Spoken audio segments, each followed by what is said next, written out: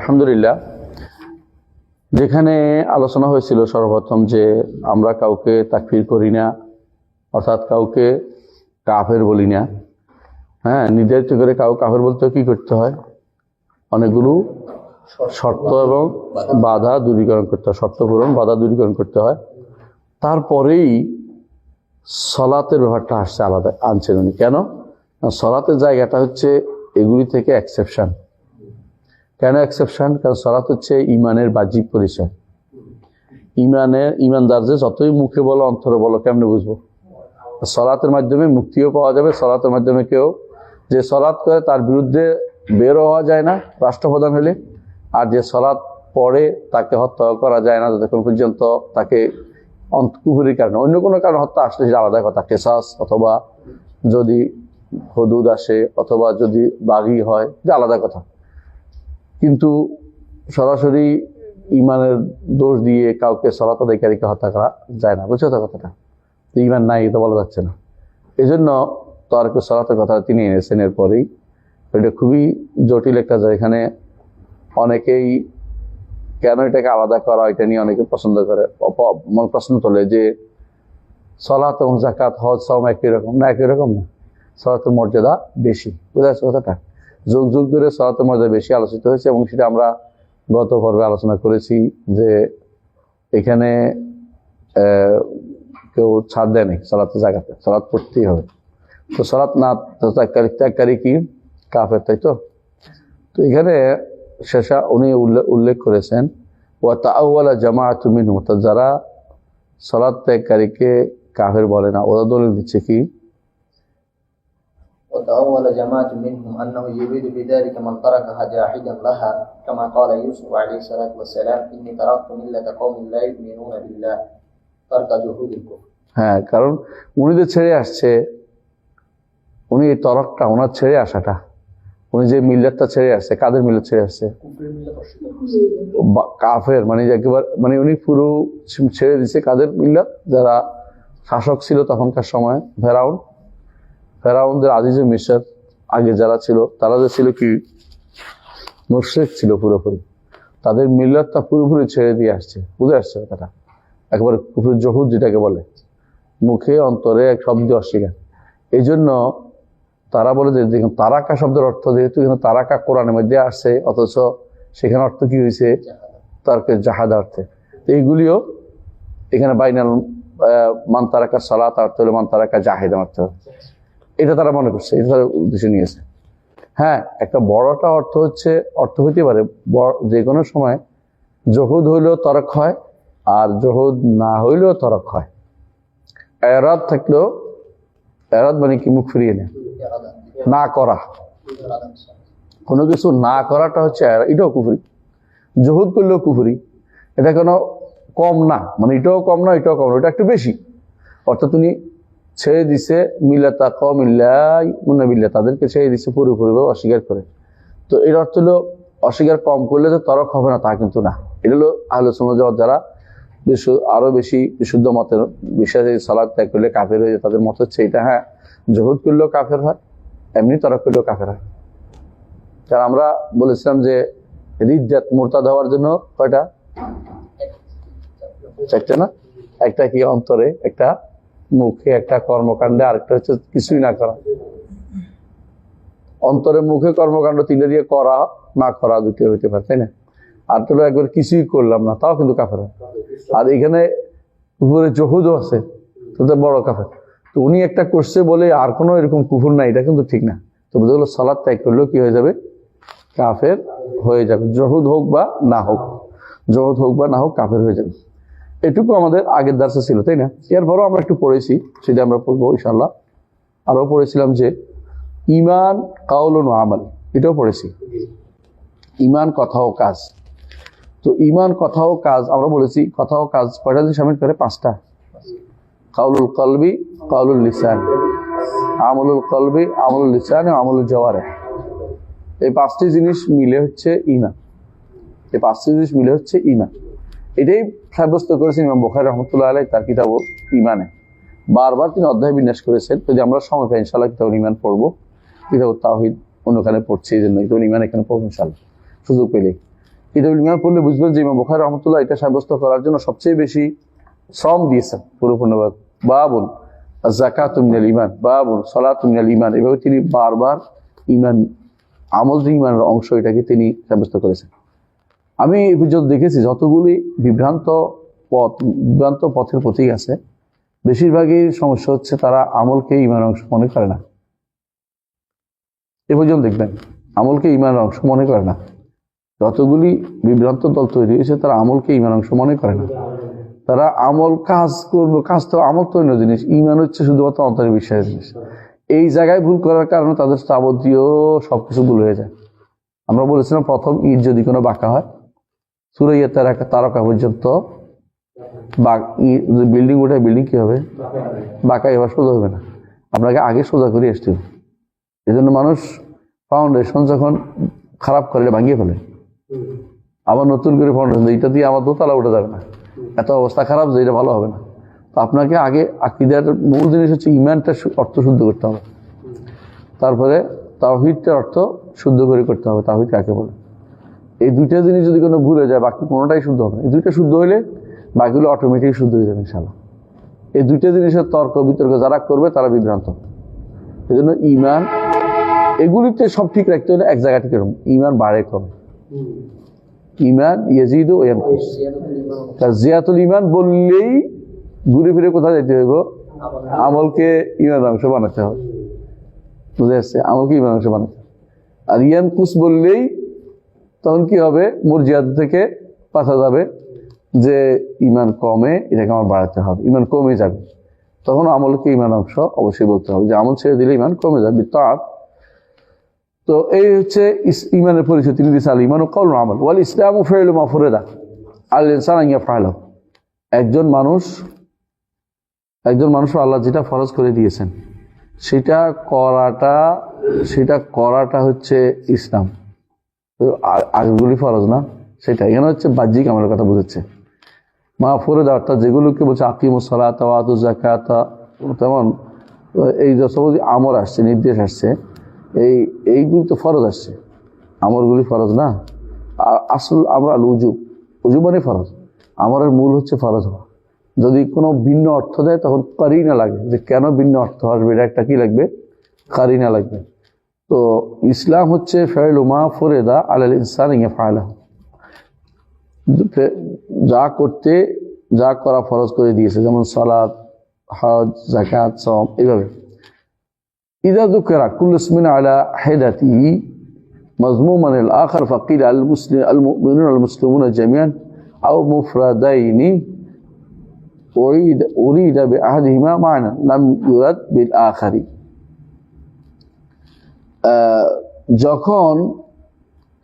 যখন ইসলাম এবং ঈমান বা মুমিন মুসলিম একসাথে আসে বা আলাদা আসে, যেমন মুমিনুনা ওয়াল মুসলিমুন এইভাবে আসছে, বুঝছেন তো? আও মুফরাদাইনি অথবা বহু বচন অথবা এক বচন, যেমনি আসে মুসলিম মুমিন অথবা মুসলিমুনা মুমিনুনা আসছে। উরিদা বিআহদিহিমা মা'না লাম ইউরাদ বিল আখার, তখন মুমিন একটা অর্থ হবে, মুসলিম একটা অর্থ। এই জন্য ইন্নাল মুমিনা ওয়াল মুমিনাত ওয়াল মুসলিমিনা ওয়াল মুসলিমাত, সেখানে কোরআনে কারীম যেভাবে আসছে একসাথে আসছে, তখন বোঝা গেল যে ভিন্ন অর্থ আছে, ভিন্ন অর্থ দিবে। ওয়া ইন যুকিরা আহাদুল ইসমাইনি শামিলাল কুল্লা ওয়া আম্মাহুম, যদি কেউ বলে যে আমি ইসলাম গ্রহণ করেছি, এটা তো ঈমান না, এটা না, ঈমানের একটা অংশ আছে তার মধ্যে। কেমন? কেউ বলে যে ঈমান এনেছি, তো ইসলামের একটা অংশ আছে, কিন্তু পূর্ণ ঈমানের দাবিদার যদি কোনো এই অর্থে করে যে আমি মুসলিম বুঝাচ্ছি, ইসলাম গ্রহণ করেছি, করা যাবে, কিন্তু পূর্ণ ঈমান দাবিদার করা যাবে না। কারণ পূর্ণ ঈমান শুধুমাত্র যে পরিপূর্ণভাবে আমল ইলম দুইটাই করেছে, ফরজ ওয়াজিব সব আদায় করেছে, সেই ফরজ ওয়াজিব আদায় করেছে, সে শুধুমাত্র পূর্ণ ঈমান। ফরজ ওয়াজিব নফল আদায় করেছে সে কি? সে মুহসিন। ফরজ নফল সহজ হলো মুহসিন। আর যে ব্যক্তি পূর্ণ ফরজ ওয়াজিব আদায় করেছে হচ্ছে কি? মুমিন। আর ফরজ ওয়াজিবের সীমা রেখার সমস্যা হচ্ছে সে কি? মুসলিম। তাহলে যখন আপনি মুসলিম আওয়া মুসলিমান যখন বলছে, ইন্নী লা আরাহু মুমিনা, ইয়া রাসূল, আমি তাকে ইমানদার দেখতে পাচ্ছি।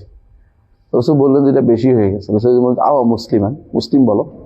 অর্থাৎ তুমি এই এত তাড়াতাড়ি তাকে ইমানদার পর্যায়ে পৌঁছে গেছে কেমন বুঝছো? তো এই জন্য যখন এটাকে বলা হয়, যখন একসাথে আসে তখন ভিন্ন ভিন্ন অর্থ হয়। যখন একাকি আসে তখন আরেকটা না আসে, তখন কি হয়, একটা একটাকে সামিল করে, পুরোপুরি না হোক। মুসলিম যখন মুসলিম বলবে, মুমিন বলবে, তখন ইসলামের কিছু অংশ পুরোটাই আছে, কিন্তু বাড়তিও আছে। আর যখন কেউ মুসলিম বলবে, ইমানের একটা অংশ আছে কিন্তু পুরোটা নেই। বুঝছেন তো? কারণ ইমান হচ্ছে ইসলাম প্লাস, ইসলামের পরে প্লাস আছে, বুঝছেন তো? আর মহসেন হচ্ছে মোমেন প্লাস ইসলাম, ইমান, এরপর প্লাস হচ্ছে মহসেন। তো এইভাবেই ইসলামকে বুঝতে হবে, ঠিক আছে? এরপর 32 নম্বর। وكثير منهم قالوا الإسلام والإيمان واحد فقال الله عز وجل ومن يبتغي غير الإسلام دينا فلن يقبل منه فلو أن الإيمان غيره لم يقبل. وقال فأخرجنا من كان فيها من المؤمنين فما وجدنا فيها غير بيت من المسلمين. কিন্তু আবু বকর ইসমাঈল রহমতুল্লাহ আলাইহি তিনি এখানে আহলুস সুন্নাহ ওয়াল জামাতের মধ্যে একটা মতভেদের জায়গা তুলে ধরেছেন। ইবনে তাইমিয়া এই জায়গাটা খুবই সুন্দর করে উল্লেখ করেছেন। সেটা কি, যে এখানে তিনি উল্লেখ করতে চাচ্ছেন যে অনেক আহলুস সুন্নাহ জামাত এটা বলেছেন যে ইসলাম ও ঈমান একই জিনিস, এবং তারা দলিলও দিয়েছে। দলিল কি, ওমান ইয়াবতাগি গায়রাল ইসলামি দীনান ফালান ইউকবালা মিনহু, ইসলাম ছাড়া অন্য কেউ কিছু দিন হিসেবে নিলে তারা কবুল করা হবে না। কথা বুঝছেন? এটা কবুল করা হবে না বলছে। তো বলছে এখানে তো ইসলামও বুঝাইছে, ইমানও বুঝাইছে, কিন্তু আসলে ইসলাম তো দেয়ানা হিসেবে উল্লেখ করছে, দিন। ইমান তো দিন হিসেবে না, কথা বোঝেন নাই? ইমান তো কোনো দিন নাই, ইসলাম হচ্ছে দিন। ইমান হচ্ছে সর্বোচ্চ পর্যায়, দিনের মধ্যে একটা পর্যায়, একটা স্তর, উপরস্থ স্তর। আর ইসলাম হচ্ছে একটা দিন, এটা পুরো দিন, বুঝলেন তো কথাটা? তো সেখানে ইমানের দিন আছে, আরেকজন দাবি করবো আমার ইমান আছে, এটা জ্ঞানের পরিচয় হিসেবে এখানে আছে। সুতরাং এটা দিয়ে দলিল দেওয়া যাবে না, কথা বুঝ। যদিও তারা বলে যে ইমান গায়রুল আমি ইউকবাল, ইমান যদি অন্য কিছু দ্বারা কবুল করা হইতো না। আসলে অন্য কিছু দ্বারা অর্থ কি, ইসলাম পার হয়ে তো ইমান হইতে হয়। সুতরাং ইসলামের পর্যায়ে থাকতে হবে। গায়ের বলতে গায়ের কয়েক রকমের হয়, বুঝছেন তো? গায়ের মানে একটা বিপরীত, এটা তো আমরা বলি না। ইসলাম ইমান তো এমন নয় যে নূর আর জুলমাতের মতো, অন্ধকার আলোর মতো না, লাইল ও নাহারের মতো না, এগুলো পর্যায় ভিত্তিক পার্থক্য। সুতরাং এখানে গায়ের বলতে আমরা এটা কখনো বলিনি। ইবনে তাইমিয়া রাহমাতুল্লাহ এটা উল্লেখ করেছেন, তার ফতোয়ার মধ্যে বিস্তারিত উল্লেখ করেছেন। সুতরাং সেই হিসাবে গায়ের মাসালাটা আসতেছে না, কথা বুঝছেন? আপনারা এটা পাবেন বিস্তারিত ইবনে আবিল ইজাল হানাফি রহমতুল্লাহ, তার একটা কিতাব আছে শরত তাহাবিয়া, আমাদের এখানে আছে, নিচে দেখবেন শরত তাহাবিয়া। ওখানে ইমানের আলোচনা যখন আসছে, এত সুন্দর করে বলছে, আমার মনে হয় না এর চেয়ে সুন্দর কেউ বলতে পারবে। শরত তাহাবিয়া, বুঝছেন তো? গায়ের মাসালাটা কয়েক রকম হতে পারে। একটা হচ্ছে গায়ের অর্থ একেবারে মুনাফাত, একটা বিপরীত, বুঝছেন তো? ওয়া দিয়ে মোগায়রাত হয়, যেমন খালাকা জুলুমাত ওয়ান নূর, জুলুমাত ও নূর কোনোদিন একসাথে হওয়ার সুযোগ নেই। লাইল ওয়ান নাহার, একটা রাত একটা দিন, বুঝে আসছে? আর ঈমান ওয়াল কুফর এরকম বললে অবশ্যই মুনাফাত হয়। কিন্তু কখনো কখনো ওয়া দিয়ে বললেও মুনাফাত হয় না, মানে একটা বিপরীত না, পুরোপুরি মোগায়রাত পুরোপুরি উল্টাটা আসে না। যেমন অনেক সময় বললো হাফিজু আলা সালাওয়াতি ওয়া সালাতুল সালাতেরই পর্যায়ে, তবে এটা আলাদা উল্লেখ করা হয়েছে, কারণ জিয়ারাতুল ইহতিমাম, তাই তো? যে এটা গুরুত্ব দেওয়ার জন্য বেশি করে এটাকে উল্লেখ করা হয়েছে। কিন্তু এটা তো সালাতেরই অংশ, এটা মোগায়রাত বলতে পরিপূর্ণ মোগায়রাত বোঝাচ্ছে না, এটা একটা ডিগ্রি বোঝাচ্ছে। তো এখানেও রাসূলুল্লাহ সাল্লাল্লাহু আলাইহি ওয়াসাল্লাম, আল্লাহ তাআলা যেটা বলেছেন ওমান ইয়াবতাগি গায়রাল ইসলামি দীনান ফালান ইউকবালা মিনহু, এখানে মূলত এই ইসলামকে দেয়ানা হিসেবে উল্লেখ করা হয়েছে, কারণ ঈমান কোনো দেয়ানার নাম নয়। ঈমান ইসলামের ভিতরে, ইসলামের মধ্যে পার হওয়া, ইসলামের মধ্যে একটা সর্বোচ্চ পর্যায়ের নাম। সুতরাং এটাকে গায়রিয়াতের মাসলা আসবে না। যারা বলেছেন তারা এটা আসলে আমাদের কাছে সঠিক মনে হয়নি। তারা বলেছেন আহলে সুন্নাহ জামাতের মধ্যে মত এটা আছে। তো তারা কেন বলছেন, আয়াতের হিসেবে বলেছেন তারা। ওয়াকালা, আরেকটা দলিল দিচ্ছেন তিনি, ফাআখরাজনা মান কানা ফিহা মিনাল মুমিনিন ফামা ওয়াজাদনা ফিহা গায়রা বাইতিন মিনাল মুসলিমিন। তাই তো বলছে আমরা বের করেছি ইমানদার যারা আছে তাদেরকে বের করেছি, এদের মধ্যে মুসলিম ছাড়া একটা বাড়ি ছাড়া কাউকে আমরা ইমানদার পাইনি। একটু খেয়াল করেন তো, বলছে কি যারা বের করে তাদের বের করেছে, বুঝছো, যারা বের হয়েছে বের করেছে, কিন্তু বের হয় নাই কে? লুতের স্ত্রী। কিন্তু লুতের স্ত্রী তো মুসলিমদের অন্তর্ভুক্ত কেন? বাহ্যিকভাবে, বাহ্যিকভাবে, কিন্তু সে তো মুমিনদের অন্তর্ভুক্ত ছিল না। তা আল্লাহর কথার মধ্যে ভিন্নতা আছেই, আপনি 1% কি করে? কথা বুঝেন নাই? মানে আল্লাহ তাআলা কি বলছেন, ফাখরাজা মান কানা ফিল মুমিনিন, এখানে যারা ঈমান আছে তাদের বের করে নিয়েছেন। এরা কারা? লূত আলাইহিস সালাতু ওয়াস সালাম এবং তার সন্তানরা, কিন্তু স্ত্রীকে বের করে নাই। এজন্য আল্লাহ বলছে ফামা ওয়াজাদনা ফিহা গায়রা বাইতিন মিনাল মুসলিমিন, একটা আহলে বাইত পাইছি, পরিবার পাইছি যারা মুসলিম ছিল। কারা এরা? লূতের স্ত্রী সহ। কারণ প্রকাশ্যে সে এদের সাথেই চলছিল, এজন্য মুসলিম তারা। অন্তরের দিক থেকে পূর্ণ ঈমানদার ছিল না বলেই বের হইতে পারে না সে কিন্তু পুরো আটকে গেছিল। সুতরাং এটাকে এক করার কোনো সুযোগ নেই, যে একরকম করার আসলেই সুযোগ নেই। ইবনে তাইমিয়া জবাবটা দিয়েছে, আমরা কি বুঝাতে পারছি? তাহলে বোঝা গেল এগুলি দিয়ে দলিল দিলে হবে না। কেন হবে না? আল্লাহ তাআলা কোরআন কারীমে অন্যত্র বলেছেন, কি বলেছেন? ক্বালাতিল আরাবু, আসতেছে, ক্বালাতিল আরাবু আমান্না কুল লা তুমিনু ওয়ালাকিন কুলু আসলামনা, ভাগ করে দিয়েছেন সরাসরি। রাসূলুল্লাহ সাল্লাল্লাহু আলাইহি ওয়াসাল্লামের কাছে সাহাবী এসে বললেন যে আল্লাহ ইন্নী লা আরাহু মুমিনান, ইয়া রাসূলুল্লাহ ওরে দেন না কেন? ও তো আমি তারে মুমিন পাচ্ছি। বলছো আওয়া মুসলিমান, তো মুমিন বানাই ফেললো, মুসলিম বলো। তারপর রাসূলুল্লাহ সাল্লাল্লাহু আলাইহি ওয়াসাল্লাম তাকে বললেন যে অনেককে আমি দেই, তার বেশি বেশি চাওয়ার কারণে অনেককে দেই না, এর অর্থ এই নয় তাকে ভালোবাসি না তা নয়, কিন্তু আমি তার জন্য আশঙ্কা করি সে যেন এটা না পায়, এটা পেয়ে যেন আবার বেশি সীমা লঙ্ঘন না করে বসে। আল্লাহ তাআলার নিয়ামত ফি অনেকে কি করে, কাল্লা ইন্নাল ইনসানা লা ইয়াতগা, এই জন্য দিচ্ছি না। তো এটা দ্বারা বোঝা গেল যে একদল বলছে যে ঈমান ইসলামের মধ্যে কোনো কি নাই, কোনো পার্থক্য নাই। তার দলিল দিচ্ছি এটা, কিন্তু দলিলগুলি আমাদের কাছে কি নয়, মানভূত হয়নি। জি, এরপরে কি বলছেন? বরং যেটা তিনি প্রথমে বলছি এটাই শুদ্ধ, যে যখন একসাথে আসে তখন ভিন্ন হয় অর্থ, একটা জাহের হয়, একটা বাতেন ভিতরগত অর্থ হয়। আর যখন ভিন্ন ভিন্ন আসে, তো ভিন্ন আসে, এক দুইটা আসে না, একটা আসে, তখন একটা একটাকে কি করে, আংশিক বা পূর্ণ শামিল করে। মুমিন বললে তখন মুসলিমকেও শামিল করে, মুসলিম বললে ইমানের একটা অংশকে শামিল করে, পুরোটা শামিল করে না। কিন্তু মুসলিম ইমানের একটা অংশ তার মধ্যে আছে, পরিপূর্ণ ইমানের অধিকারী হতে পারে না, কামল ইমান না। হ্যাঁ, এটা হচ্ছে আসলে এখানে মূল লাস্ট কথা, কিন্তু দুইটাই উল্লেখ করতেছেন তিনি। দ্বিতীয়টা বলতেছেন, দেখেন ওমিমান যাহাবা ومنهم من ذهب إلى أن الإسلام مختص بالاستسلام لله والخضوع له والانقياد لحكمه فيما هو مؤمن به، كما قالت الأعراب آمنا قل لم تؤمنوا ولكن قولوا أسلمنا ولما يدخل الإيمان في قلوبكم، وقال يمنون عليك أن أسلموا قل لا تمنوا علي إسلامكم بل الله يمن عليكم من هداكم للإيمان وهذا أيضا دليل لمن قال هما واحد। শেষের কথাটা বলছে এটা, বুঝছেন? শেষের কথাটা ওই হাদাকুম লিল ঈমানের কথা বলতেছে, কিন্তু আমরা বলবো যে এটা এক নয়, একটু ভাবে বুঝাচ্ছি। অমিনহুম মান যাহাবা ইলা আন্নাল ইসলাম মুখতাসুম বিল ইসতিসলাম লিল্লাহি ওয়াল খুদু' লাহু, একদল কি বলছে ইসলাম মূলত ইসতিসলাম লিল্লাহি ওয়াল খুদু' লাহু। এটা কি এটা হলো ইসলাম, জাহের বাহ্যিক যে আত্মসমর্পণ এবং বিনয় দেখাতো, লেগে থাকা বিনম্রতা, এটাকে বলা হচ্ছে কি ইসলাম। হ্যাঁ, এটা ইসলামের সাথে খাস, এটা ইসলামের সাথে খাস। ওয়াল ইনকিয়াদ লিহুকমিহি ফিমা হুয়া মুমিনুন বিহি, হ্যাঁ, যেটার উপর ঈমান আনছে এটার সাথে এই হুকুমটাকে মেনে নেয়, এটা ইসলামের জিনিস। তো ইসলাম হতে হলে তিনটা জিনিস এখানে উল্লেখ করেছেন, একটা কি ইসতিসলাম আল খুদু ওয়াল ইনকিয়াদ, তাই তো? হ্যাঁ, যেটা আমরা বলি যে ইসলাম বিল্লাহি ওয়া তাওহীদ ওয়াল ইনকিয়াদ বিত তাআ ওয়াল বারাআতু মিনাশ শিরক ওয়া আহলিহি।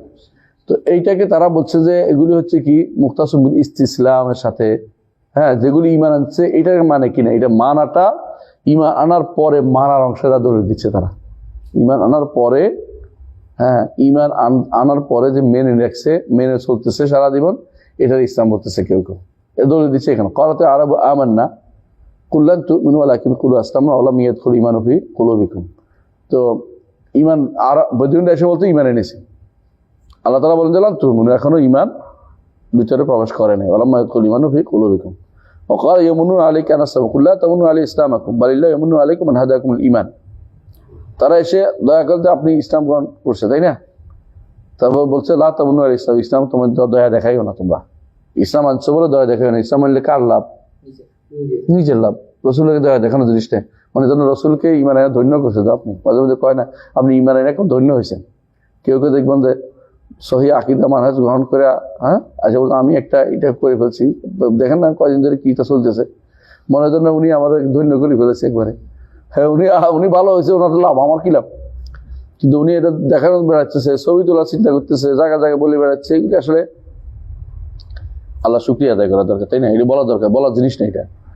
তো বালিল্লাহি ইয়ামুন্নু আলাইকুম হাদায়াতুল ঈমান, আল্লাহ তোমাদেরকে ঈমান, তোমাদের ঈমানের প্রতি তোমাদের হেদায়েত দিয়েছেন। হেদায়েতটা কি? অর্থাৎ আগে ইসতিসলাম, হ্যাঁ, যে যেটার উপর ঈমান আনছে এটা পরিপূর্ণ মেনে চলতেছেন, এটা মেনে চলতেছেন, এটা দিয়ে ঈমান ইসলামকে একসাথে দাবি করছে, এটা দিয়েও দাবি করছে একসাথে। কিন্তু এটা কিন্তু দেখা যাচ্ছে যে ইসলামের পথে যতটুকু আগাইছে অতটুকু একটা ঈমানের একটা কিন্তু অংশ আছে। ইমানদার মুসলিম হইতে পারতো না, মানে মুসলিম হইতে হতে শাহাদাতু আল্লাহ লাগবেই না। সংক্ষিপ্ত ঈমানের সংক্ষিপ্ত কথা হচ্ছে শাহাদাতু আল্লাহ ইল্লাল্লাহ ওয়া আন্না মুহাম্মাদার রাসূলুল্লাহ, সংক্ষিপ্ত কথা। এটা তো ঈমানের সংক্ষিপ্ত অংশ। এরপরে ঈমানের সাথে আর কি আছে? বাহ্যিক কি আছে? আমল আছে, কি?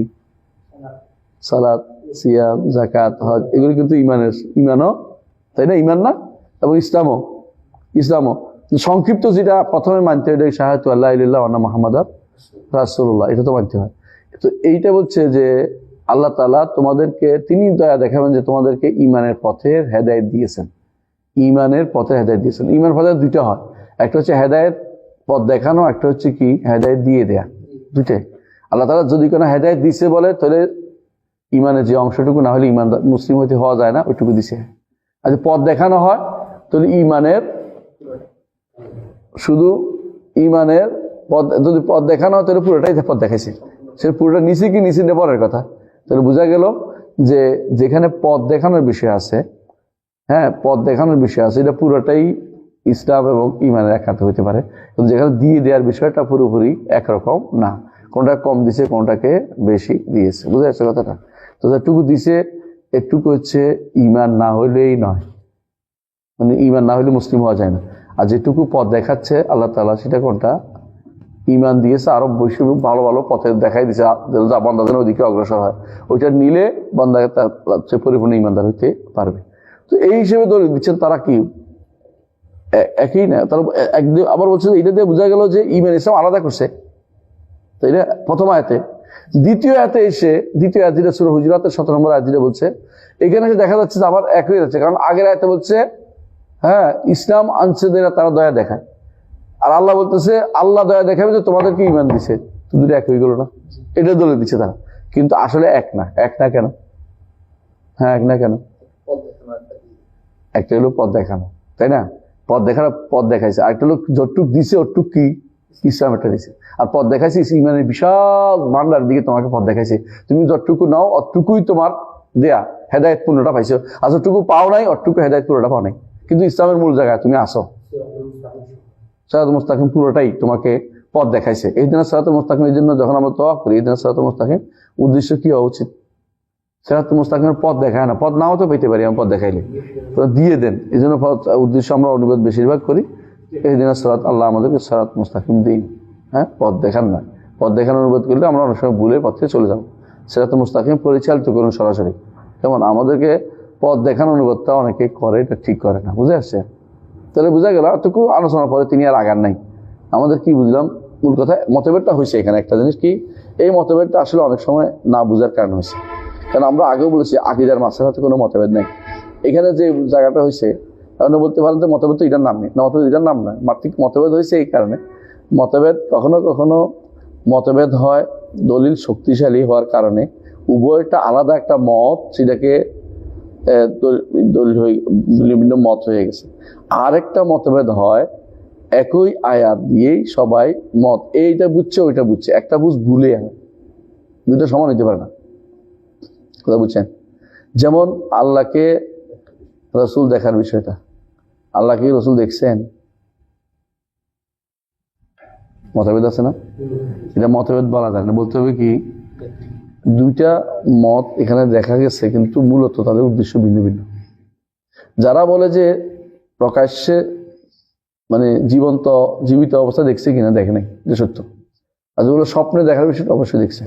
তো এখানে এই মতভেদটা হয়েছে অর্থের দিক খেয়ালটা হয়েছে, অন্য কিছু না। মূলত মতভেদটা এটা নাই, সবাইটাই স্বীকার করে যে মুসলিম এবং মোমেন আসলেই এক পর্যায়ের না।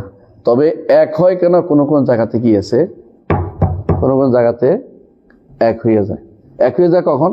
একটা অংশে কিন্তু উভয় মিল আছে। আমরা সাধারণত এরকম দেখাই আর কি। যেমন ধরেন কোনো কোনো জায়গাতে, যেমন আমরা ছাত্রদের বলি, আমাদের ছাত্রদেরকে যারা ফেকাতে পড়ে, ফেকা আর শরিয়া পার্থক্য কি? এটা হইলো কি, এটা হলো ধরেন শরিয়া, তো ফেকা কি? এটা হলো ফেকা। পার্থক্য কি? এইটাও কিন্তু এই অংশে আসা আল ফিক ওয়া শরিয়া। আবার শরিয়া এখানে কি আছে? আকীদা আছে, আখলাক আছে, অন্যান্য জিনিসগুলো আছে, সবই আছে। আবার এটা ফেকার ভিতরে পড়ে না, ফেকা এখানে বাড়তি আছে, ইজতিহাদাত আছে, ওইটা আছে, সবগুলো ফেকার ভিতরে। বুঝে আসে কথা? কিন্তু একটা অংশ তো মিল আছে দেখতে পাচ্ছি। এইটার দিকে তাকাইয়া কেউ কেউ বলে দুটো একই জিনিস, কিন্তু কেউ পুরোটার দিকে তাকাই, ওভারঅল তাকাইলে তারা বুঝতে পারবে যে ঈমান ইসলামের মধ্যে একটা কি আছে। এটা বলা হয় উমুম খুসুস মিন ওয়াজহিন বলে। মুতলাক ওই সময় বলে যখন একটা ছোটা বর্ডারের ভিতরে ঢুকে যায়, এই জন্য এটা বলে মিন ওয়াজহিন। এটা বলে মিন ওয়াজহিন, মানে এদিক থেকে সব মিল আছে, আবার একদিক থেকে কি আছে, বেমিল ও ভিন্নতাও আছে। আর যখন বলেন যে ধরেন জায়েদ এবং ইনসান, এখন এটা ভিন্নতা নাই মোটেই। যেমন এইটা পুরোটাই ইনসান, এর মধ্যে জায়েদ হলো ছোট একটা, এটাকে বলা হয় উমুম ওয়া খুসুস মুতলাক। উমুম খুসুস মানে একটা অনেকটা ওই যে মাঝখানে আমাদের ইউনিভার্সিটি যেমন এরকম।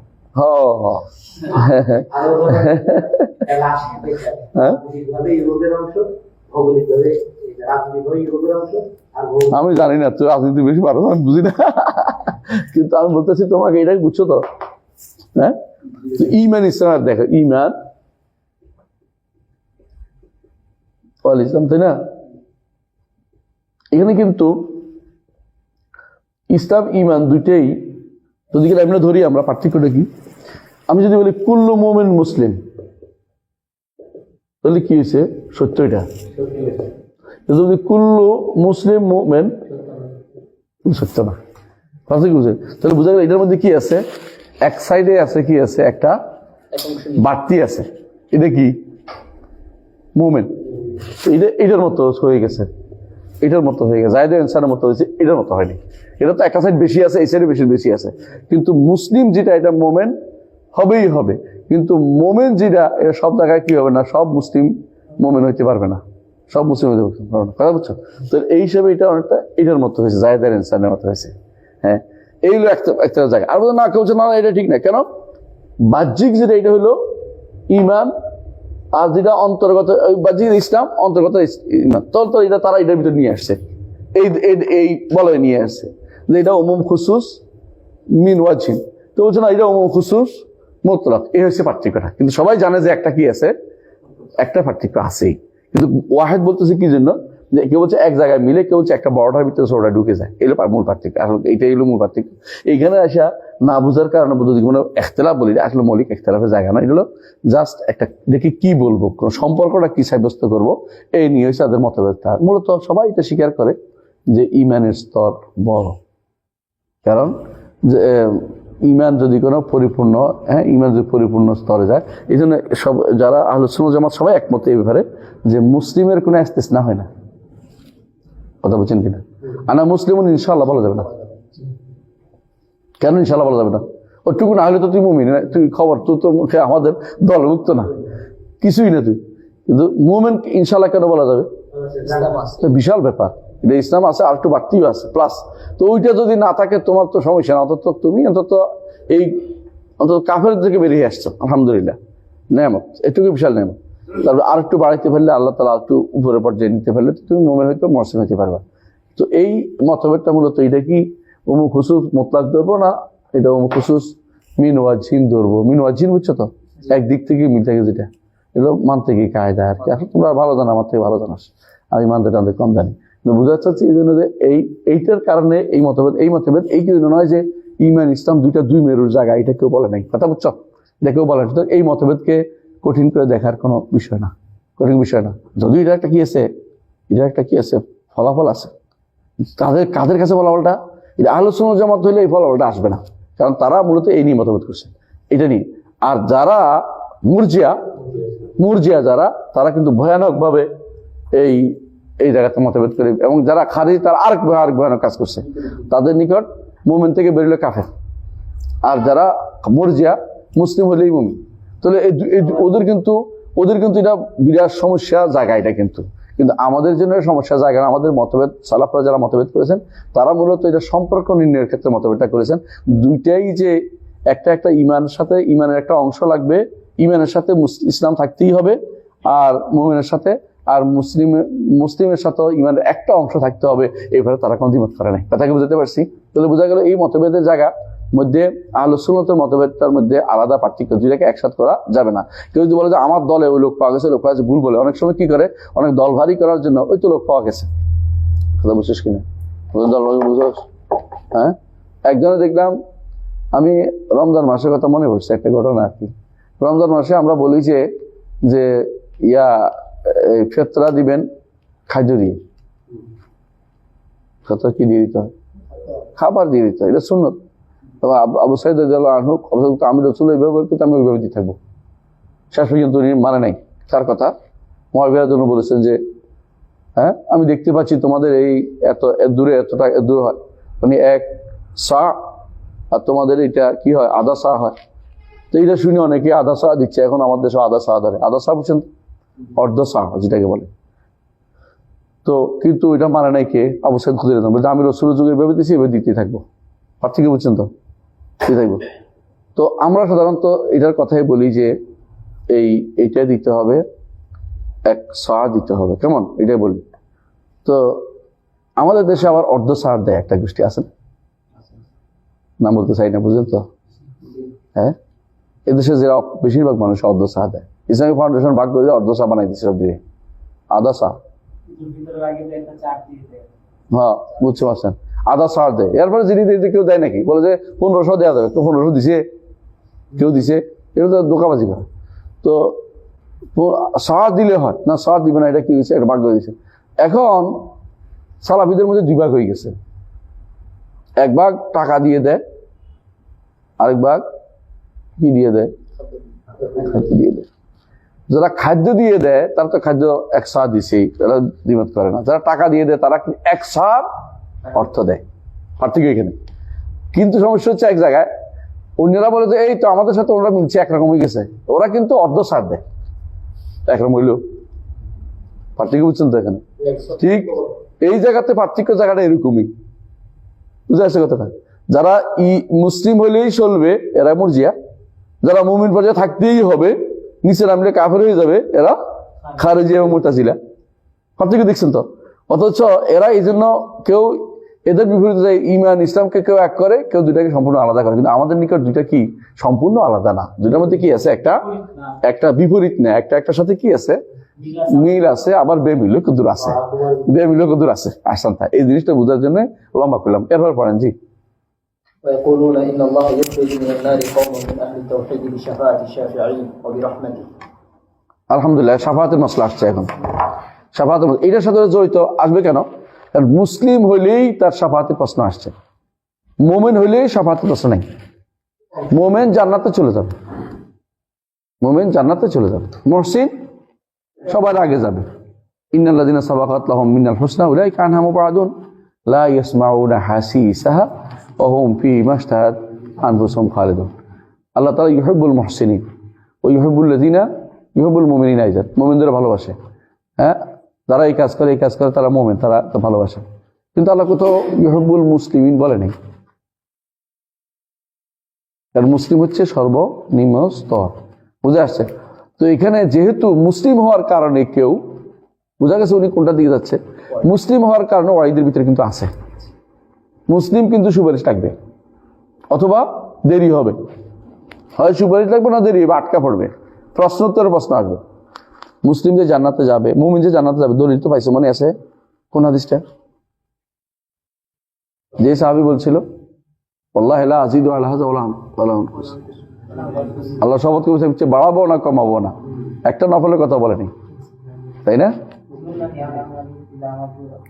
না এটা না, ওই হাদিসটা যেহেতু বলছে যে আপনার ওয়াক্ত আসছে, আসে বলছে যে আমাদের কাছে যে আমাদের 5 ওয়াক্ত সালাত ফরজ করতে, তারপরে সওম, তারপরে সেখানে তিনি নফলের কথা, নফল আমার পরে আরো বাড়তি আছে, না যদি তুই নফল করতে চাও ইল্লাম তাতাওয়া, সেখানে রাসূল বলছেন আফলাহা ইন সাদাকা। অনেক আরেক বর্ণনায় আসছে দাখালাল জান্নাতা ইন সাদাকা, সত্যি সত্যি সে এটা প্রমাণ করতে পারে তো জান্নাতে প্রবেশ করবে। তাহলে মোমেন কিন্তু জান্নাতে যাবে, কোনো বাধা নেই। আর মুসলিমও মুহসিনও যারা যাবে, কোনো পার্থক্য নেই, এটা যাবেই। রাসূলুল্লাহ সাল্লাল্লাহু আলাইহি ওয়াসাল্লাম বলেছেন মুহসিনের ব্যাপারে, পার্থক্য হলো কে? মুমিনের, মুসলিমের ব্যাপারে। মুসলিমের ব্যাপারে যেহেতু কি লাগবে, হয় আটকা পড়বে, দেরি হবে, কষ্ট পেতে পেতে যাবে। মুসলিম তো অনেকগুলো জায়গা ধাপে আটকেবে, তাই না? আমরা পড়াইছিলাম 10টা ধাপে আটকাবে না, দুনিয়ার বুকে এই ধাপগুলি পার হয়ে তো যাইতে হয়। তওবা করবে না ইস্তেগফার করবে, তাই তো? ইস্তেগফার করবে, তওবা করবে, অথবা কষ্ট পাবে, অথবা হাসানাত থাকবে, নেক আমল বদ আমলের কি হবে, একটা নেক হাসান আমল অন্যগুলিকে বন্ধ করে দিবে, এই গুনাহকে মিটিয়ে দিবে। কয়টা হলো? 4টে বলছি, 4টে না? অথবা মরার পরে মুসলিমদের দোয়া, কয়টা হলো? মুসলিমদের দোয়া বুঝছেন নি? জানাজা, তারপরে যেটা মরার পরে মানুষের সদকা জারিয়া যেটা হবে, তাই? এরপরে কবর আযাব, তার গুনাহ মাফ করে, অথবা হাসরের মাঠের ভয়াবহ অবস্থা, তার গুনাহ মাফ করবে। হ্যাঁ, এরপরে শাফাআত, এরপরে হলো শাফাআত, এরপরে হলো শাফাআত, এরপরে আল্লাহর রহমত। হ্যাঁ, 10টা হয়েছে? 10টা হলে হয়েছে, নইলে তোমার বাদ দিচ্ছে, কোনো খেয়াল রাখবা। মানে মূল কথা এটাই যে, অথবা 10টা করার উদ্দেশ্য না, উদ্দেশ্য সবগুলি। তো এইগুলি, এবং ফিতনাতুল কবর ধরে কেউ ফিতনাতুল কবর, ফিতনা পরীক্ষা, এটা গুনার মাফের একটা কারণ। যাই হোক, তো এই যে 10টা বা 9টা বা 10টা যেগুলি আছে, এইগুলো কিন্তু সবগুলি কিন্তু বেশিরভাগই মুসলিমের জন্য আটকানো যায়। মোমেনের জন্য এত কিছু আটকে, কিন্তু মোমেন কখনো বাগাড়ম্বর করে নিজেকে মোমেন দাবি করবে না। সে মনে করবে সে এখনো মুসলিম পর্যায়ে রয়েছে, এই জন্য সে কোনো সুযোগকে হাতছাড়া করবে না। যে গুনাহ হইলেও আল্লাহ আমার মাফ করে দিবে, নেক আমলও করে থাকে আল্লাহ আমার মাফ করে দিবে, আমার ইস্তেগফার করা দরকার আল্লাহ আমার মাফ করে দিবে, আমার তওবা করা দরকার আল্লাহ মাফ করে দিবে। আমাকে অন্তত 40 জন তাওহীদবাদী যারা শিরিক করে নাই, তারা আমার জানাজা পড়লে আল্লাহ আমার মাফ করে দিবে। হাদিসে এক হাদিস 40 জন আসছে, এক হাদিসে কয়জন? 100 জনের কথা আসছে, 2টা হাদিস, ওই হাদিস। তো বোঝা গেল 40 বা 100 যাই হোক, কোনো সমস্যা নেই। 40-100 মধ্যে কোনো বিরোধ নাই, কারণ 40 জনে মাফ হলে 100 জনের বিলাউলা 100 জনের কারণে মাফ হয়ে যাবে। শিরিক করেনি, যারা শিরিক করেনি তারা যদি দোয়া করে, মুআহিদ, হ্যাঁ, তারা যদি দোয়া করে। আমরা এই জন্য মাঝে মধ্যে বলি, আমি ওই দিন আলোচনা আসছি, কারণ বললাম যে তোমাদের এই সিদ্দিক মসজিদে এসে তোমাদের জানাজা জানানো হয়, কারণ হচ্ছে এখানে তারা বেশিরভাগ শিরিক আসে না, আশেপাশে সব যারা উল্টো পাল্টা করে আসে না। এখানে ঢাকার একটা সিদ্দিক মসজিদ আছে আমাদের, যে নামাজ পড়ি আমরা, এখানে কোনো শিরিকওয়ালা নামাজ পড়তে আসে না, এরা আমাদেরকে খুব খারাপ চোখে দেখে। তো আমরা বলি এখানে তোমাদের জানাজাটা হওয়ার দরকার, অন্তত ভালো জায়গায় না জানাজাটা হয়েছে বুঝতে, কারণ 40 জন তো পাবি, তাই না? 40 জন তো জানাজার মধ্যে লাভ তো বিশাল, নামাজ একটা শাফাআত। কিন্তু জানাজা কারো মাফ হয়ে গেলে পরে কি আবার গুনাহটা আবার ফিরে আইব? এই জন্য কবর আযাবও একবার মাফ হয়ে যায়, এটা ফিরে আসে না। কথা বুঝছো কিনা? প্রশ্ন যদি কোনো মাফ হয়ে যায় প্রশ্নের কারণে, তাহলে আর ফিরে আসবে না। অসুখ হয়েছে, মাফ হয়ে গেছে, এটা আর ফিরে আসবে না। নেক আমল করেছে, মাফ হয়ে গেছে, নেক আমল তো ইন্নাল হাসানাত ইউযহিবুন সাইয়্যাত, সেটার কারণে মাফ হয়ে যাবে।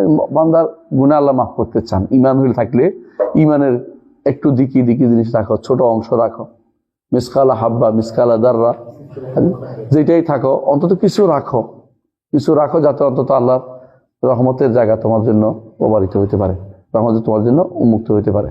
তো এইটুকু বলার পরে কেন এটা আলোচনা করছেন যে ঈমানদাররা একটা কওম, শাফাআতুশ শাফিঈন ওয়া বিরহমাতি, কয় রকমের সুপারিশ হবে রাসূলুল্লাহ সাল্লাল্লাহু আলাইহি ওয়াসাল্লামের? বল দেখি পারছ কিনা। হ্যাঁ, হাশরের মাঠে কে সুপারিশ করবে? একমাত্র কে? হাশরের মাঠে মুহাম্মদুর রাসূলুল্লাহ সাল্লাল্লাহু আলাইহি ওয়াসাল্লাম প্রথম সুপারিশ, তাই না?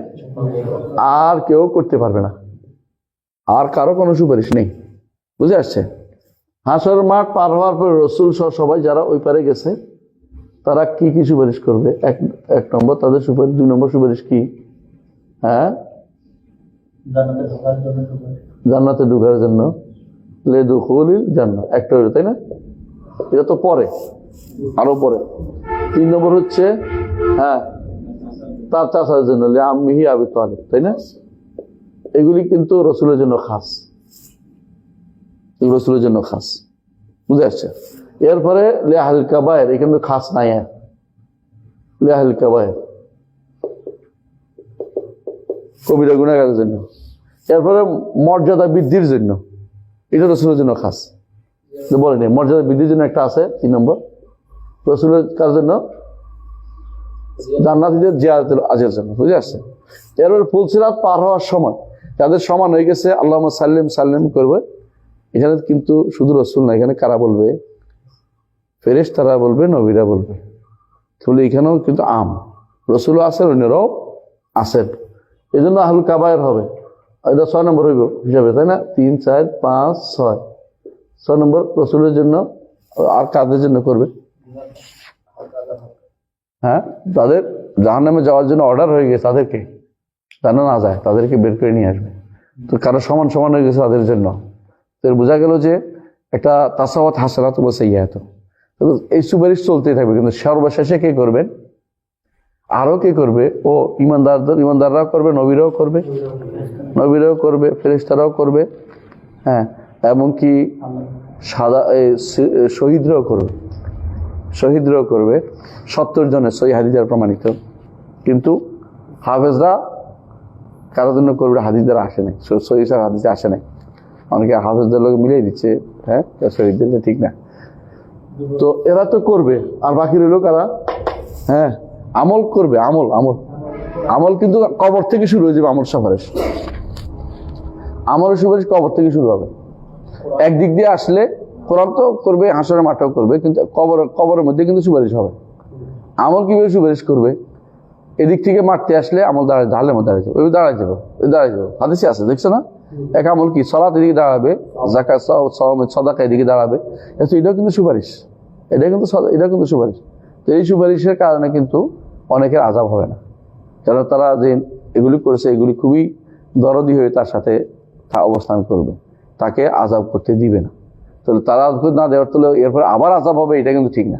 হ্যাঁ, তো হাসরের মাঠের কষ্টে অনেকের কষ্ট হবে, অনেকে হাসরের মাঠে ভালো অবস্থানে থাকবে, কিন্তু তার গুনাহ মাফ হওয়ার জন্য সেটা হবে। তো সুপারিশের পরে বাকি থাকবে একমাত্র আরহামুর রাহিমিন। তিনি তার 1 কোষ বের করে নিয়ে আসবেন, তাই না? না 3 কোষ?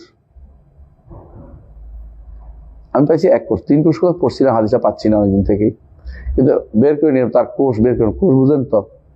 2 হাত দিয়ে যেটা অঞ্জলি বলে তোমরা, না অঞ্জলি, এটা 1 কোষ বের করে নিয়ে আসবেন জাহান্নাম থেকে।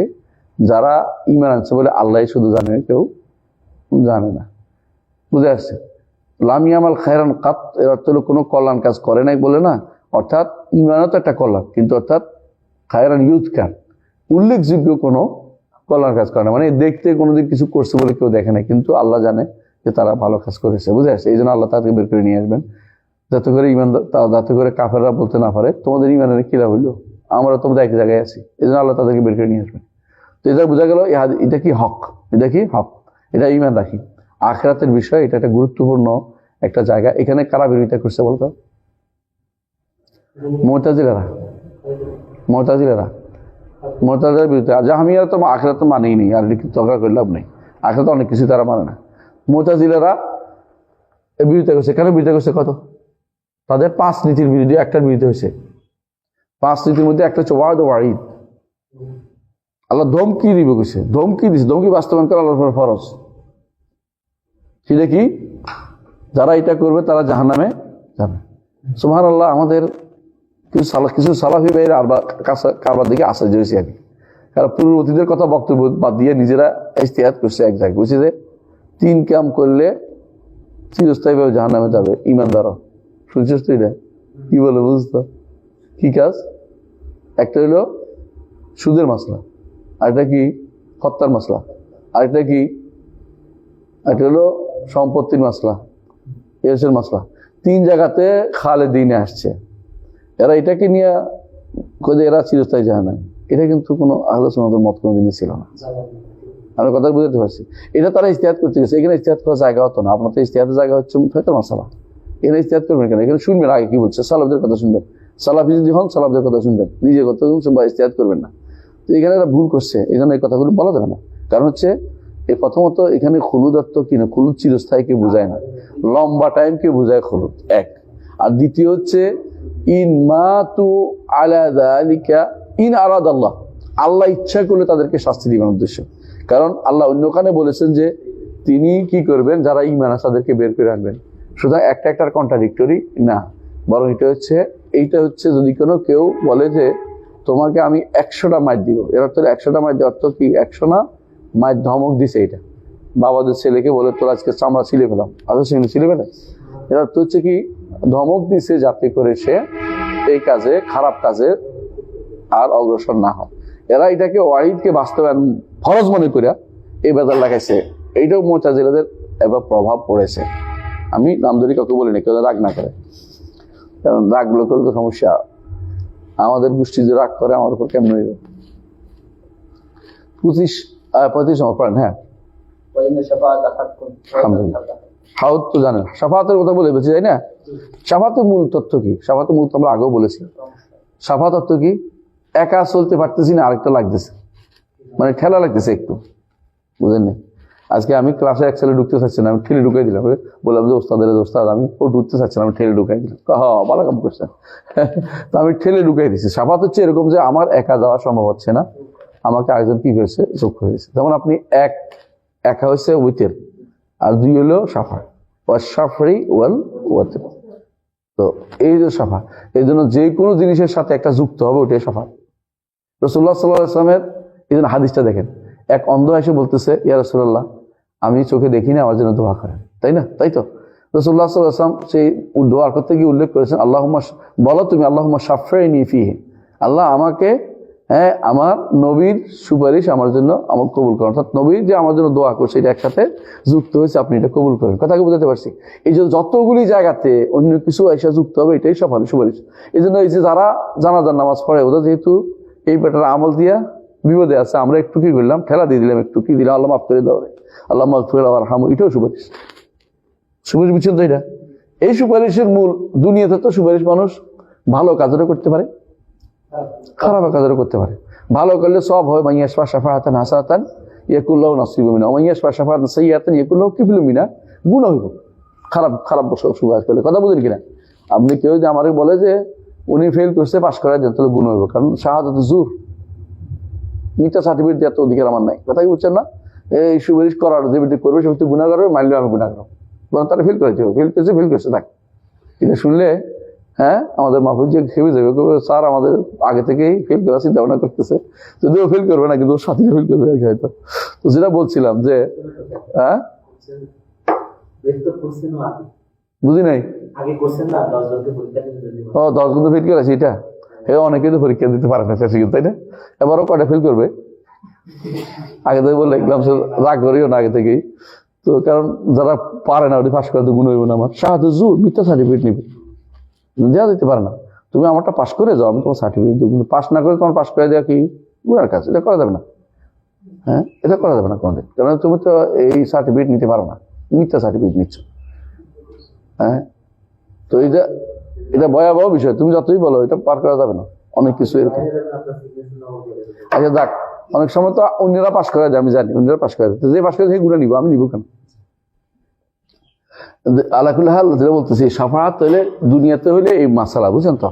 আখিরাতের শাফাআত কিন্তু পুরোটাই কি আল্লাহ কর্তৃক আপনার অন্তরে জাগরুক করে দেয়া।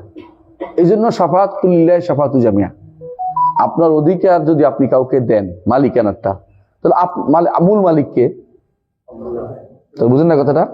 আল্লাহ তাআলা শাফাআতের মালিক, তিনি আপনার অন্তরে জাগরুক করে দিয়েছেন যে আপনার বন্ধু দুনিয়াতে নামাজ পড়তো, এটা করতো, এটা খুঁজে পাচ্ছে না, দেখো তো। এই যে জাগরুক কে করে দিবে? আখিরাতে আল্লাহ। আপনি কি আখিরাতে এখন বললে মনে করতে পারবেন? কেউ যদি বলে যে হুজুর আপনি জান্নাতে গেলে আমার জন্য সুপারিশ করে, আমি কি মুস্ত করতে পারবো? এটা বাড়তি কথা না? পিসাব যদি কোনো জান্নাতে যায় মুরিদের জন্য কিছু করতে পারবে না? পিসাব জান্নাতে যাবে কি আগে খুঁজে দেখা দরকার। তারপরে কথা যে মুরিদ এরা পিসাবে সুপারিশ করবে আশায় বসে রয়েছে, এটা তো কুফুরি চিন্তা ভাবনা, জায়েজ নেই। পিসাবে কি সুপারিশ করবো? পিসাব দুনিয়াতে পারে না আপনার কিছু করতে। হ্যাঁ, আপনি পিসাবের কাছে যান ফু নিতে, পিসাব কোথায় যায়? কোথায় যায়? সিঙ্গাপুর।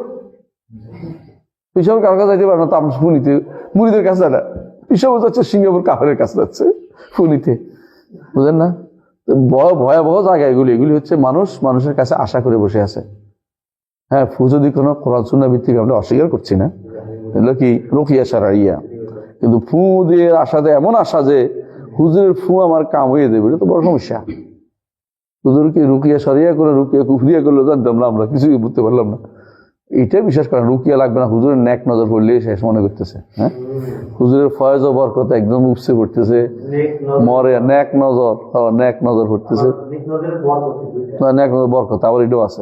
বরকত দিয়ে জানো কয় আবার বরকত মনে জানো কেবল আমার, বরকত হুজুর হয়ে গেছে। আলাকুল্লাহ হাল, শাফাআতের আখিরাতের শাফাআত কিন্তু এগুলি কোনোটাই কেউ কারো ক্ষমতা নেই। কার কাছে? আল্লাহ। তিনি যারা জান্নাতে যাবে তাদেরকে মুকরাম সম্মানিত করবেন। জান্নাতে যারা যাবে তাদের সম্মানিত করবেন যে কিছু চাও, কিছু বলো। তখন তারা চাইবে যে আমার বন্ধু বাকি, আমার ওস্তাদ বাকি, আমার ছাত্র বাকি, আমার পরিবারের অমুক বাকি, তমুক বাকি, বন্ধু, এদেরকে সুপারিশ করবে। তখন আল্লাহ তাআলা কবুল করবেন। কথা বুঝছেন? এইটা কিন্তু আল্লাহ, পুরোটাই আল্লাহ। মালিকানা কার? আল্লাহ। কুল লিল্লাহি শাফাআতু জামিআ। এই জন্য কিভাবে পাবে এটাও বলে দিয়েছেন, এটা করলে পাবে, এটা করলে পাবে, এটা করলে পাবে না, এটা করলে পাবে না বলে দিয়েছেন। তারপরেও মানুষ শাফাআতের আশাহীন হয়ে ঘুরতেছে। আমরা যদি কবরের কাছে বলি, ইয়া রাসূলুল্লাহ আপনি আল্লাহর কাছে আমার জন্য সুপারিশ করুন, দুনিয়ার বিষয় হইলে কি হবে? শিরিক হবে। আখিরাতের বিষয় হইলো শিরিক হবে। আপনার কাছে মনে হচ্ছে শিরিক না? এটা শিরিক। কেন? চাওয়া হচ্ছে, চাওয়ার কারণে। কথা বুঝছেন? শাফাআত রাসূলের কাছে চাওয়া যাবে না। আপনার কাশফুল শুবহাতের মধ্যে এটা পড়ছেন, আপনারা পড়ছেন না? সুতরাং বোঝা গেল যে শাফাআত হক, কিন্তু শর্ত বিশুরুত। কথা শর্ত প্রযোজ্য, শর্ত প্রযোজ্য লেখে না, বড় করে দেখে, হ্যাঁ এটা পাবেন, এটা পাবেন, কিন্তু শর্ত প্রযোজ্য ছোট্ট করে লিখে দেয়। এইটা হলো শর্ত প্রযোজ্য। শর্তটা কি? কয়টা শর্ত? এক নম্বর কি?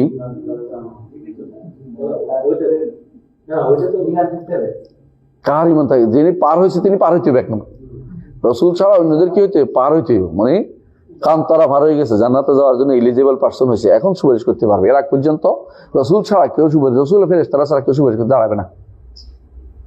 তো এরা কিন্তু ইমান, যে সুপারিশ করবে তার তো ইমান বুঝাই গেছে, যার জন্য সুপারিশ করতে ইমানের ধিকি হলে থাকতে হবে তার মধ্যে। এক নম্বর শর্ত। দুই নম্বর অনুমতি থাকতে হবে, অজিজিন লাগবে। আর যিনি সুপারিশ করেছেন তিনিও সন্তুষ্ট চিত্ত আল্লাহ, লিমান ইয়াশা ও ইয়ারদা। হ্যাঁ, অনুমতি ছাড়া এবং সন্তুষ্ট ছাড়া, সন্তুষ্ট উভয়ের উপরে শাফে এবং মুশাফা, শাফে এবং যার জন্য মাশফু, যার জন্য সুপারিশ করবেন মাশফু ফি, এবং তার দুজনের মধ্যে কি লাগবে? সুপারিশ, আল্লাহর অনুমতি লাগবে, আল্লাহর সামান্য সন্তুষ্টি লাগবে, অনুমতি এবং সামান্য সন্তুষ্টি লাগবে। এই সন্তুষ্টিটা হচ্ছে যেই ব্যক্তি পূর্ণ পার হয়েছে তার সম্পূর্ণ সন্তুষ্টি লাগবে। আর যে ব্যক্তি পড়ে আছে, যাইতে পারছে না, তার জন্য পূর্ণ সন্তুষ্টি না, অন্তত ন্যূনতম ইমান থাকবে।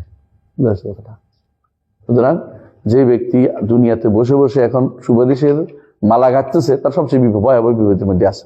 জি, হাউদ হক। হাউদ কি? কাউসারের একটা নালা আসবে হাসরের মাঠে, এটা হক। হাসরের মাঠে কেন আসবে? মানুষ কি পিপাসার্থ থাকবে, কবর থেকে পিপাসার্থ হয়ে উঠছে, কোনো পানি নেই, হাসরের মাঠে সূর্য মাথার উপরে। এক একজন এই পিপাসা মিটানোর জন্য হাসরের মাঠে কি থাকবে? হাউস থাকবে। কারা পান করতে পারবে? জাহান্নামীরা চলে গেছে জাহান্নামে। কখন? এটা বিচারের শেষে এসে এটা হবে। জাহান্নামীরা চলে গেছে, ইমানদাররা আছে কিন্তু বেদাত করছে, তখন তাদেরকে হাউস থেকে পানি দেওয়া হবে না। অন্য প্রত্যেক নবীর হাউস থাকবে, অন্য নবীর হাউসের লোকেরা আমার নবীর কাছে আসবে, নবী লাঠি দিয়ে তাড়াই দিবে, নবীর কাছে। কারণ এর অর্থ, কারণটা হচ্ছে অসম্মানজনক জন্য না, ওই নবী যেন অসম্মানিত না হয়। যে আমার উম্মতের লোক ওখানে চলে গেছে, তো উনি কি জন্য বসে আছে, বুঝেন না কথাটা? ওনার জন্য অসম্মান না। তিনি রাসূলুল্লাহ সাল্লাল্লাহু আলাইহি ওয়াসাল্লাম তার ভাইদের সম্মান সবচেয়ে বেশি রক্ষা করতেন, খেয়াল রাখতেন যে তার ভাইদের যেন অসম্মান না হয়। তিনি বারবার বলতেন যে যখন মুসা আলাইহিস সালাম নিয়ে ঝগড়া করছিল দুই সাহাবী, মনে আছে তো? এক সাহাবী একজন ইহুদি, রাসূল কি করলেন? বললেন যে আমি জানি না, তোমরা আমাকে মুসার উপরে দিও না, কারণ আমি যখন হাসরের মাঠে যখন মানুষ বেহুশ হয়ে যাবে, আমি মুসা এসে দেখবো যে মুসা আরশের পায়া ধরে আছে। আমি জানি না তিনি কি আমার আগে বসে আসছেন নাকি তিনি বেহুশ হন নাই।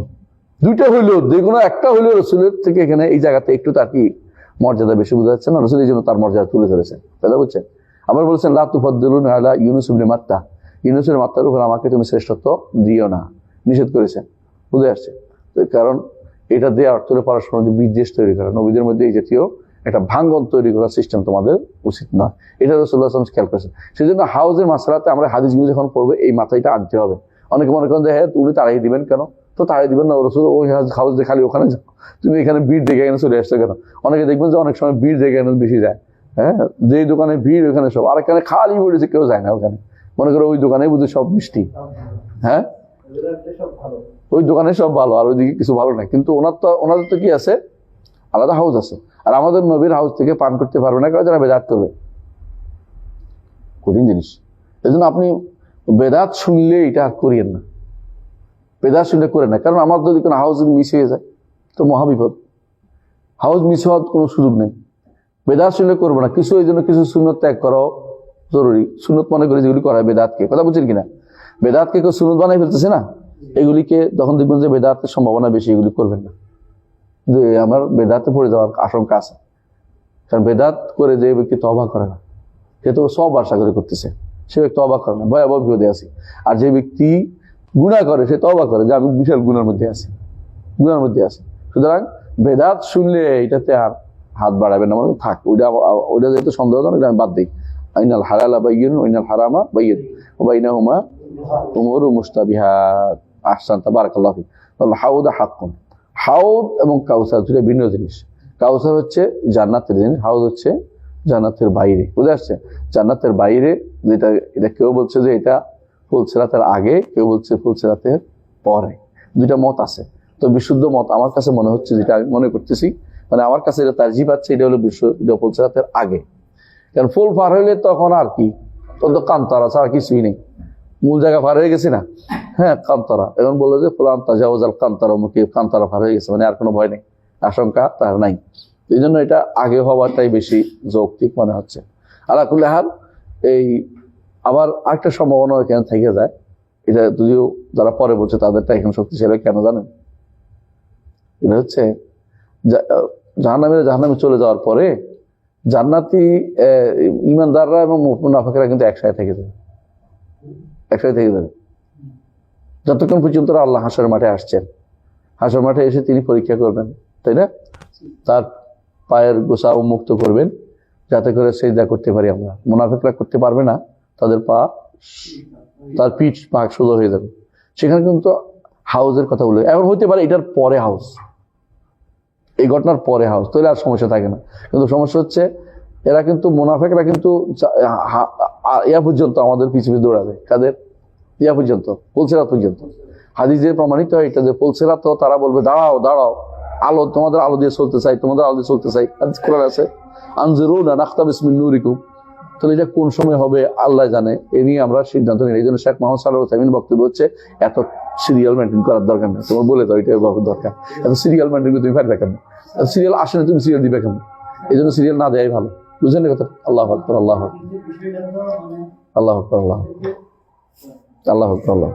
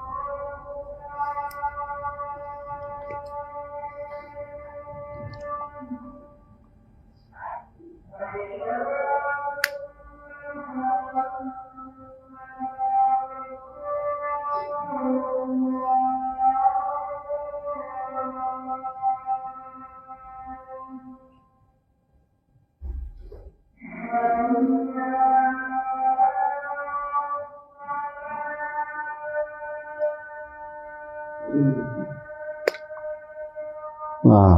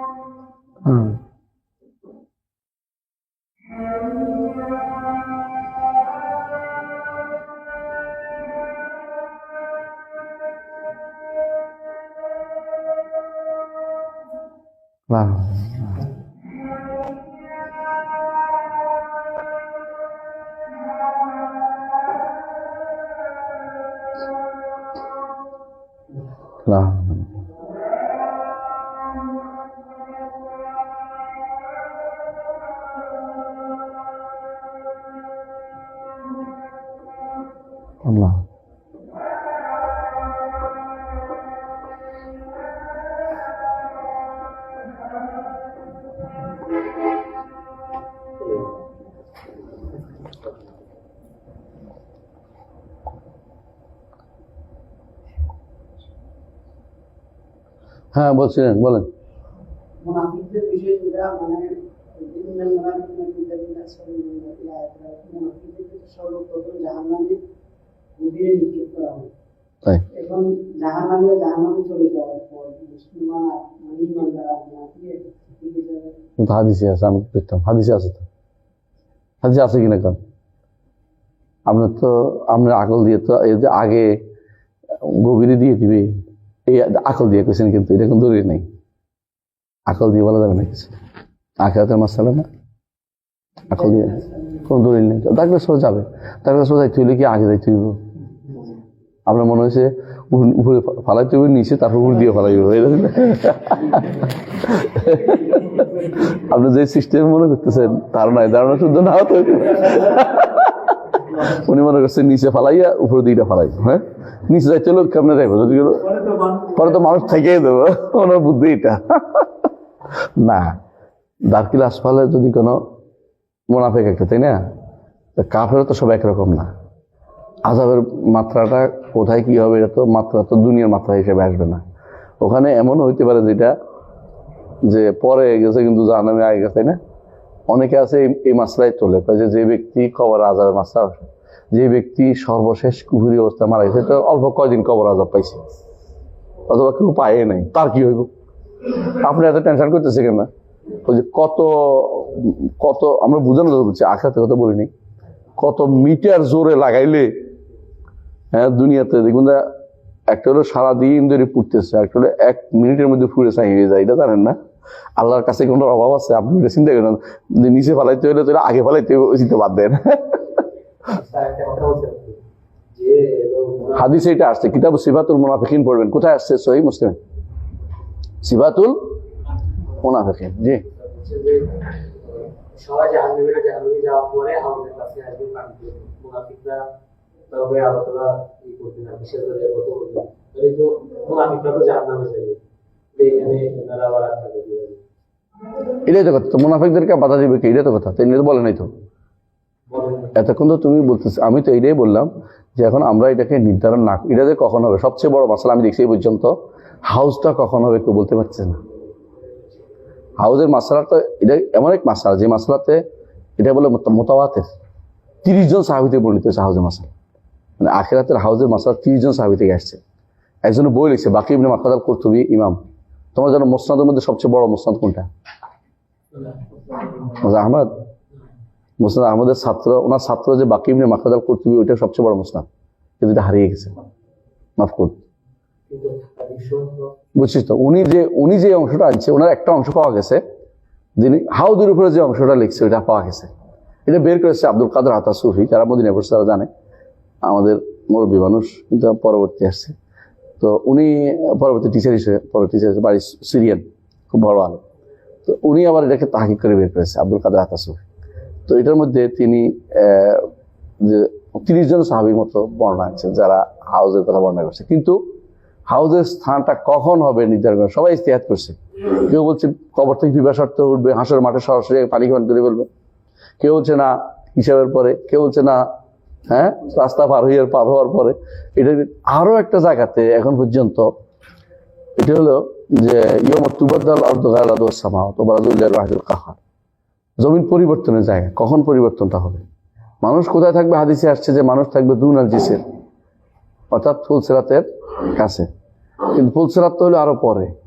তাহলে মানুষ কোথায়? হাঁসের মাঠ বদলাবে, তো ফুলসিরাত পার হলে তো ওই পারে চলে যাবে। তো হাঁসের মাঠ বদলাবে কি করে? এটার উত্তরে কিন্তু কেউ দিতে পারবে না। কারণ তো আখিরাতের প্রতি পরিপূর্ণ জিনিস আপনি সিরিয়াল মেনটেন করবেন বসে বসে, তা কিন্তু পারবেন না। এই জন্য শেখ মোহাম্মদ সাল্লাল্লাহু আলাইহি ওয়াসাল্লামের কথাই আমি বিশেষ করি আমার ওস্তাদের, সব তো সিরিয়াল মেনটেন করতে যায় না, হবে কখন হবে আল্লাহ জানে, বই পরিবর্তন থাকতে বলতে পারতেছি না। এত সিরিয়াল মেনটেন করে তো ঠিক করতে পারবো না, কথা বুঝছো?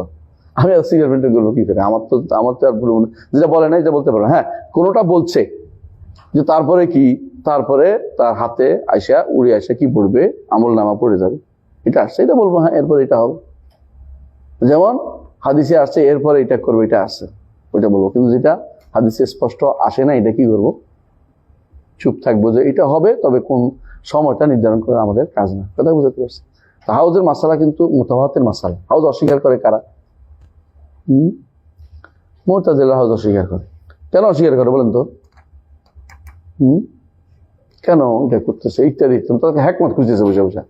যারা হ্যাকমত করে তারা অস্বীকার হবে, কিন্তু আহলুস সুন্নাহ ওয়াল জামাত এটা কখনো অস্বীকার করে। এমনকি আশারি মাতুরিদিরাও এটা অস্বীকার করে না, এরা অস্বীকার করে না। হাউজকে অস্বীকার কেউ করে, এরা করে না। বুঝে আসছে? তাই একটু মনে থাকুক, আমরা ইনশাল্লাহ আগামী ক্লাসে পড়বো কোত্থেকে? মিজান হাক্কুম, তাই না? মিজান থেকে পড়বো, আগামী ক্লাসে পড়বো ইনশাল্লাহ। সুবহানাকাল্লাহি ওয়া বিহামদিকা, আশহাদু আল্লা ইলাহা ইল্লা আনতা, আস্তাগফিরুকা ওয়া আতুবু ইলাইক। আসসালামু আলাইকুম ওয়া রাহমাতুল্লাহ।